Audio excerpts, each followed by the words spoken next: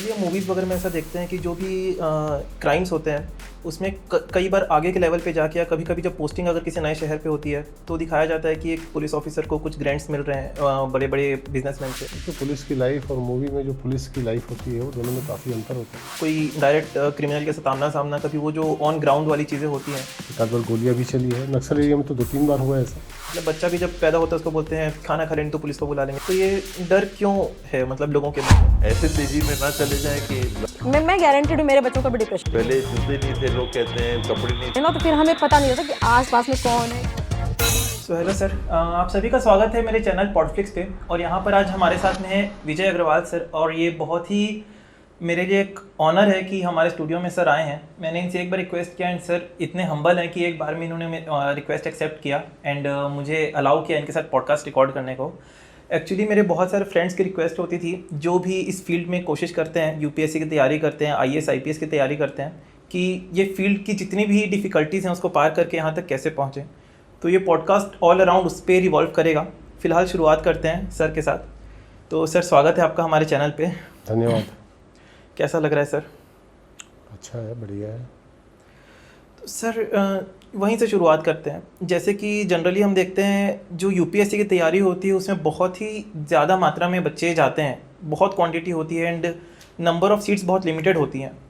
तो वो जो प्रेशर होता है वहाँ से आप लोग कैसे उसको इतना मतलब टैकल करके, या क्या होता है, मतलब उस पूरे ब्रेन प्रोसेस को मैं जानना चाह रहा हूँ।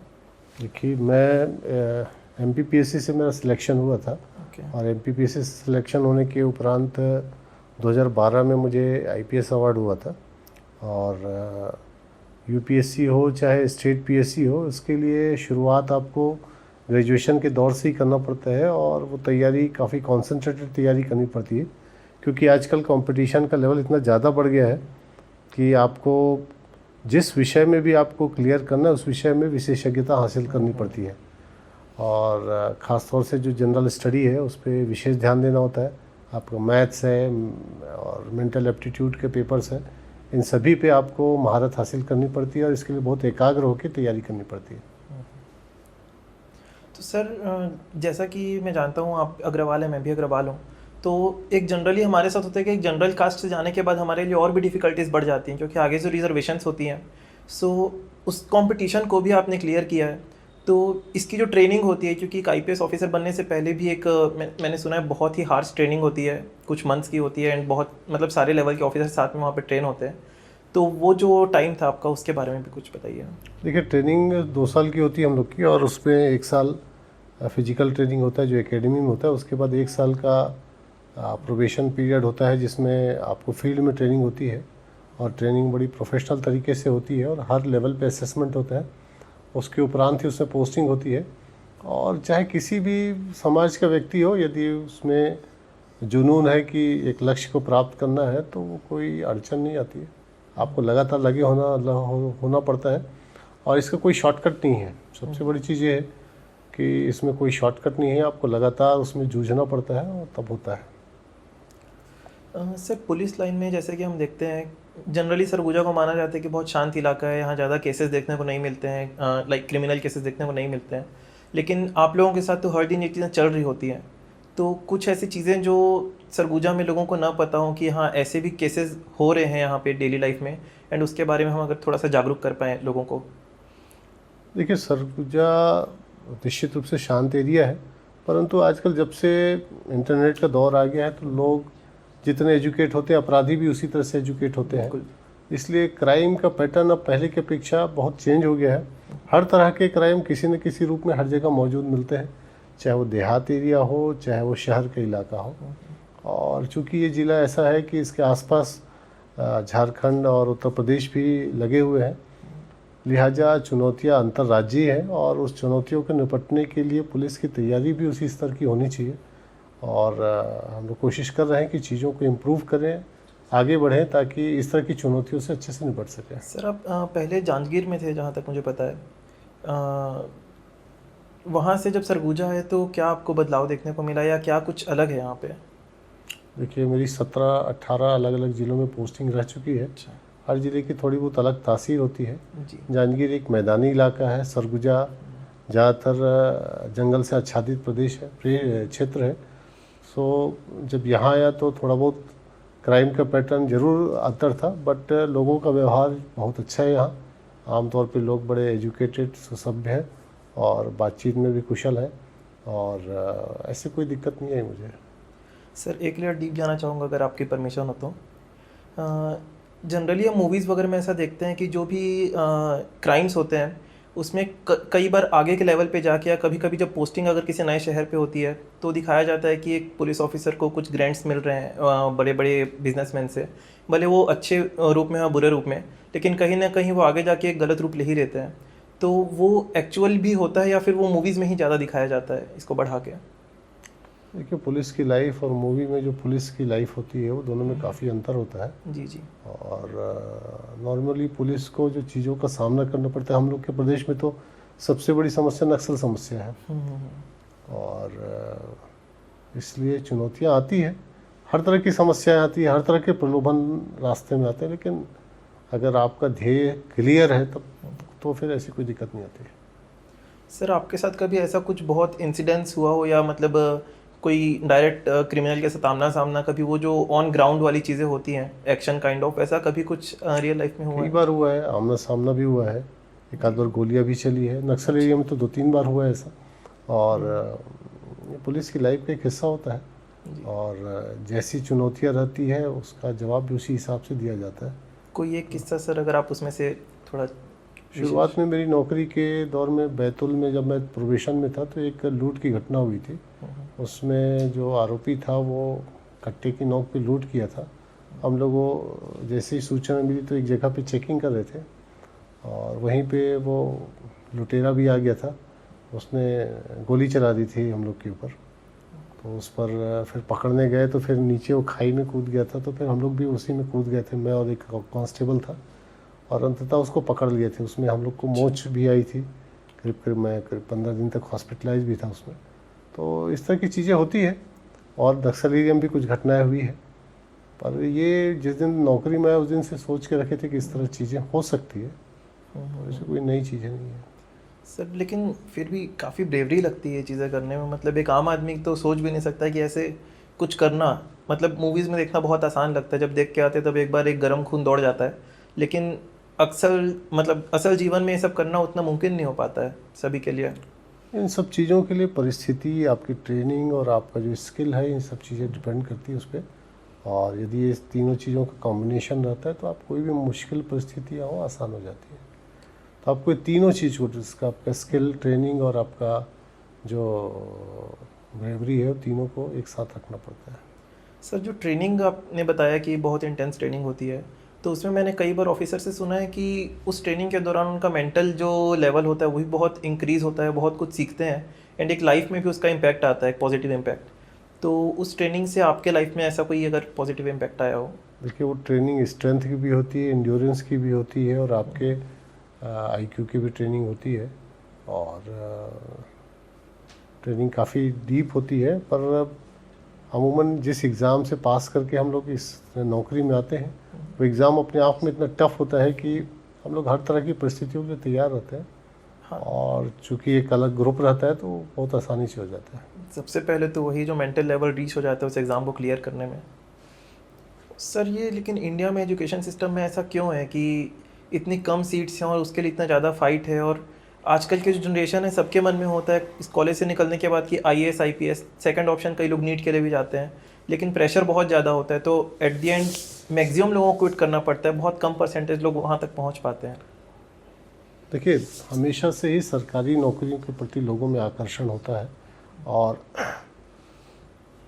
ख़ासतौर से सिविल सर्विस के प्रति तो आकर्षण ज़्यादा ही होता है, और इसी वजह से कंपटीशन का स्तर भी ज़्यादा है। और कंपटीशन को आप ये नहीं बोल सकते कि बाकी को रिजेक्ट किया जा रहा है। कंपटीशन में ये है कि जो उस समय सिलेक्ट हो गया वो योग्य है, और जो सिलेक्ट नहीं हो पाया वो अयोग्य नहीं है। और इस बार की तैयारी अच्छी नहीं थी, अगली बार तैयारी और बेहतर करे तो उनका संभवतः सिलेक्शन हो जाए। तो लिहाजा जो कंपटीशन में सक्सेसफुल नहीं हो पाते हैं, ऐसा नहीं है कि वो ख़राब है, बल्कि उनको अगली बार की तैयारी ज़्यादा अच्छे तरीके से करना चाहिए, ज़्यादा फोकस होकर करना चाहिए। और सफलता असफलता तो ज़िंदगी में लगी रहती है, जब तक आप असफल नहीं होंगे तब तक सीखेंगे कैसे। सही बात है सर। सर आपका फर्स्ट टाइम में सिलेक्शन हो गया था?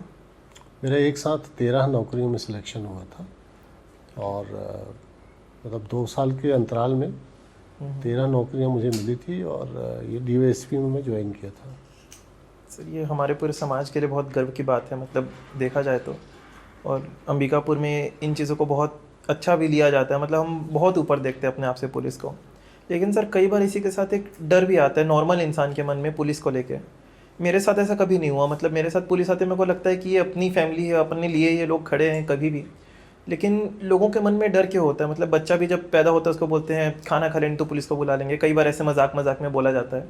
तो ये डर क्यों है मतलब लोगों के मन में? उसके पीछे 2 चीज़ें मुझे जो समझ आती है। एक तो पुलिस का जो शुरुआती दौर में पुलिस बनी थी, ब्रिटिश राज के समय बनी थी, जिसका मुख्य उद्देश्य ब्रिटिश राज को सुरक्षित रखना था। और उस समय की पुलिस और आज की पुलिस में काफ़ी अंतर है। दूसरा, पुलिस से ज़्यादातर वो लोग डरते हैं जिनका पुलिस से इंटरेक्शन कम होता है, जो पुलिस के बारे में ज़्यादा नहीं जानते हैं। जिनका पुलिस से इंटरेक्शन होता है या पुलिस को थोड़ा जानते हैं, वो पुलिस की परिस्थितियाँ, पुलिस किन परिस्थितियों में काम करती है वो जानते हैं और शायद उनके मन में धारणा थोड़ी अलग रहती है। तो यह है, धीरे धीरे चीज़ें दूर भी हो रही है। और ऐसा नहीं कि पुलिस में या किसी भी सर्विस में सबके सब अच्छे होते हैं या सबके सब खराब होते हैं। 2-4-10% ऐसे होते हैं जो उस स्तर के नहीं होते हैं, परंतु बाकी जो होते हैं वो बहुत ईमानदारी से काम करते हैं और अच्छी ड्यूटी करते हैं। वही सर, क्योंकि मैं जब भी देखता हूँ तो मेरे मन में सबसे पहले तो एक रिस्पेक्ट की फीलिंग आती है। जब भी किसी भी पर्सनल को हम यूनिफॉर्म में देखते हैं तो एक रिस्पेक्ट की फीलिंग, और उसके बाद जो आता है कि वो बहुत कुछ करके वहाँ तक पहुँचे। और स्पेशली वो जो बैचेज़ होते हैं, जो एक यूनिफॉर्म का जो क्रेज़ बढ़ते जाता है साथ में, तो ये डर धीरे धीरे कम होना चाहिए। सर इंडिया में जो रेप के केसेस हैं ये बहुत बढ़ रहे हैं, तो ये सरगुजा संभाग में भी आजकल कई बार केसेस सुनने को मिलते हैं। तो क्यों इंडिया में इन चीज़ों को लेके उतना सीरियसनेस या उतने ज़्यादा, मतलब बोल सकते हैं कि उतने फोकस से नहीं वर्क किया जाता है इन केसेस के ऊपर, जबकि ये बहुत ही बड़ी चीज़ है। हर दिन नए लॉज बनते हैं इसको लेके। और एक और क्वेश्चन है इससे रिलेटेड कि जब ये लॉज बनते हैं तो जो मेल्स होते हैं, कई बार उनके साथ ये गलत भी हो जाता है कि फीमेल्स झूठे आरोप लगा देती हैं, तो आदमी के लिए निकलना बहुत मुश्किल हो जाता है, लड़कों के लिए निकलना बहुत मुश्किल हो जाता है। देखिए, जो महिला संबंधी अपराध होते हैं उनमें इस बात का विशेष ध्यान रखा जाता है कि कई सारी घटनाएं ऐसी होती हैं जिसमें महिला शोषण की घटनाएं काफ़ी होती है और उनको ध्यान में रख के लॉज बनाए जाते हैं। और ये कहना गलत है कि उसमें कोई निरपराध फंस जाता है। ये हो सकता है कि उसका दोष कम हो, परंतु जो मैंने केस देखे हैं कहीं ना कहीं गलतियां रहती है।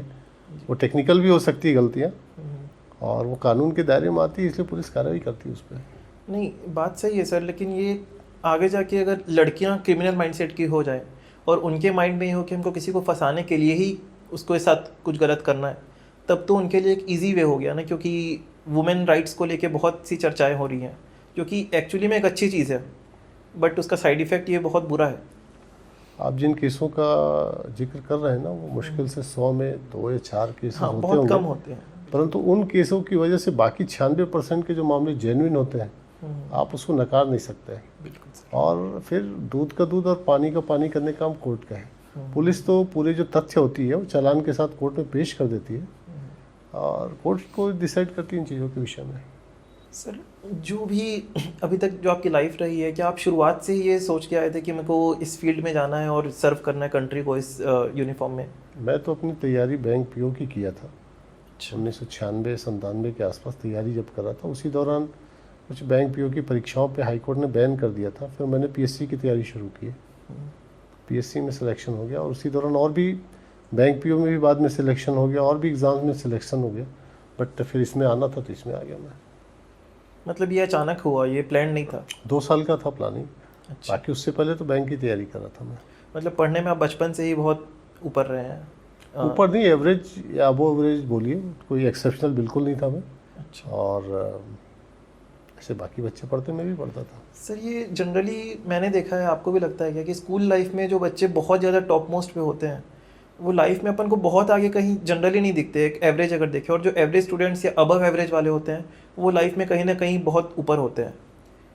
जनरल जो देखते हैं अपन की 12th के बाद। ये जो है ना, थंब रूल नहीं होता। मेरा ये सजेशन है कि आप जब स्कूल में रहते हैं तो अपनी जो कोर्स की पुस्तकें हैं वो तो पढ़ते ही हैं, पर साथ में आपको जो एक्स्ट्रा करिकुलर एक्टिविटीज़ हैं कोई ना कोई ऐसी हॉबी ज़रूर डेवलप करनी चाहिए, चाहे वो डिबेटिंग का हो, चाहे ऐसे कंपटीशन का हो, चाहे आपका क्विजिंग का हो, चाहे जनरल नॉलेज का हो, किसी न किसी पेंटिंग का हो, म्यूज़िक का, कोई ना कोई एक ऐसा फील्ड है जो जब आप डेवलप करते हैं तो आपके जो माइंड का एक्सपेंशन है वो बेहतर तरीके से होता है। और बाकी एग्ज़ाम्स के लिए जैसे आपका सिर्फ एग्ज़ाम नहीं होता है बल्कि इंटरव्यू भी होता है, ग्रुप डिस्कशन भी होता है, तो उन चीज़ों में ये सारी चीज़ें बड़ी महत्वपूर्ण होती है।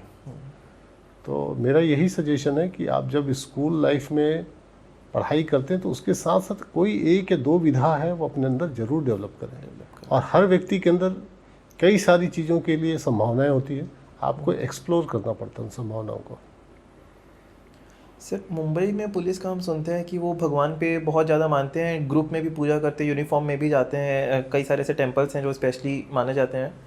तो आप सिर्फ भगवान पे या स्पिरिचुअलिटी पे कितना बिलीव करते हैं? देखिए, बिना स्पिरिचुअलिटी या बिना एक चिंतन के कोई भी व्यक्ति अपना एक विज़न नहीं बना सकता। इसलिए अगर कोई आस्था रखते हैं भगवान में तो अच्छी चीज़ है और उनको बिल्कुल मानना चाहिए, बट एक विज़न या एक चिंतन के बगैर कोई भी अच्छी चीज़ नहीं हो सकती। मेरा हमेशा मानना है कि जिस पद पे ख़ास तौर से जैसे मैं हूँ या मेरे से बड़े पदों पे, एक विज़न से काम करने से आपको और पूरे समाज को उसका फ़ायदा मिलता है। बिल्कुल।